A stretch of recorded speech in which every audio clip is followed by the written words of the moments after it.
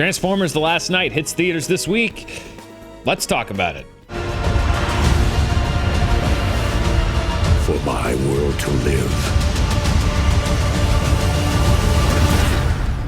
yours must die. Hi, I'm Dan Merle, here with your review of Transformers: The Last Knight, the fifth film in the Transformers series. Mark Wahlberg returns as Cade Yeager, and, it doesn't really matter. I could go into the plot, or at least the loosely connected series of events that this movie says is a plot, but does it really make that much of a difference? We are 5 movies into this franchise. Don't we know what to expect from a Transformers movie? It should be obvious by now that storytelling is not what this series is about. It's about spectacle and loud noises and making a lot of money. This is the same movie that Michael Bay has made 4 times before. It's no different. The characters are paper thin. The plot is somehow both hopelessly complex and ridiculously underwritten. The product placement is aggressive and blatant. There are a few borderline, some would say more than borderline, racist Decepticons, and nothing that happens in the movie really matters or has any weight whatsoever. Nothing makes sense. There's no payoff to anything the movie's setting up, unless you count the blatant setup for the next Transformers movie, which is inevitable. There isn't a shred of logic anywhere in the story. The scenes are randomly jumbled into a rough order of half-thought-out plot points and character moments, glued together with transitional shots of cars driving or things blowing up. If you like the previous Transformers movies, then you'll like this one. Nothing has changed, not one little thing. If you hated the previous Transformers movies, then guess what? You're gonna hate this one too. This series has established an identity for itself, and that identity is to be a shell stuffed to the brim with various ways to either entice people to spend their cold hard cash to go see this movie, or allow brands to splash their logo on the screen in exchange for some other cold hard cash.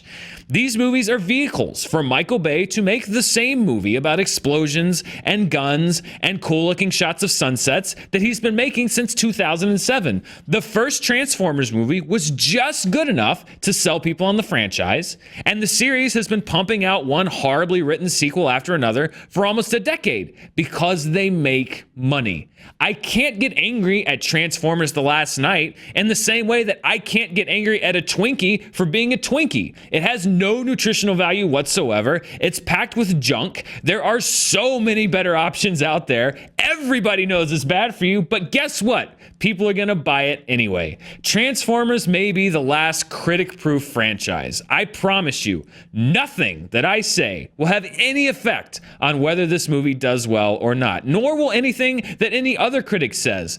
But for the record, here are my thoughts. Transformers: The Last Knight is a bad movie in almost every aspect. The script is a mishmash of half-executed ideas full of MacGuffins that we're told are important, but prove to be almost inconsequential to the movie itself. They're excuses for the cast to run from explosions for a migraine-inducing 2.5 hours. This movie is stuffed to the brim with characters who are given next to nothing to actually do other than pose for the camera every few minutes. What story threads there are dropped randomly only to be ham-fistedly picked up later, or sometimes not at all. If you like Optimus Prime, treasure what little you get of him because he's about the 8th most important character in this film, included mainly to feature in the trailers and to deliver his 2 required monologues, one at the beginning of the 3rd act to rally the troops, and one at the end to mercifully take us to the credits. The actors aren't worth commenting on because they are equally as important a part of this movie as the computer chips the special effects are rendered on. All of them are better than this, but they're not making a movie. They're making an exercise in branded marketing. There are explosions, there are fights, there are loud noises, and as always, Michael Bay proves that he is capable of being a great action director when he wants to be. Anthony Hopkins is in this film, and at least he seems to be trying to do something, even if it's just at the margins of the other madness happening in this movie.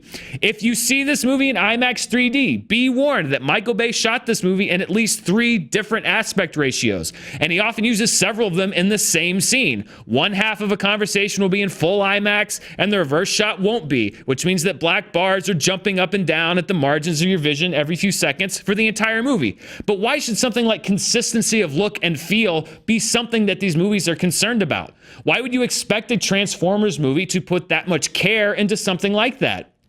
If I seem upset, it's because these movies don't feel badly made, they feel lazily made. And as a film fan, yes, I do bristle when it feels like a director or a studio doesn't care about whether or not they're making a good movie. I do get annoyed at scripts that make no real attempt to tell a coherent story or even give the movie plot points that haven't been used in other movies in the same franchise. I get angry at these things because I think it's cynical that just because a studio or director knows that people will go see a movie, they think it means they don't have to try to make a good one.